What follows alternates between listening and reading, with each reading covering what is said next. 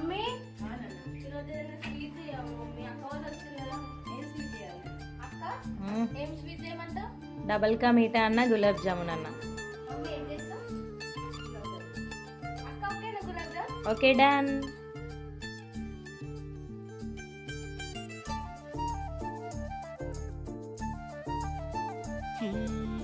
నిలువద్దము నిన్ను ఎప్పుడైనా నువ్వు ఎవ్వరు అని అడిగేనా ఆ చిత్రమే గమనిస్తున్నా కొత్తగా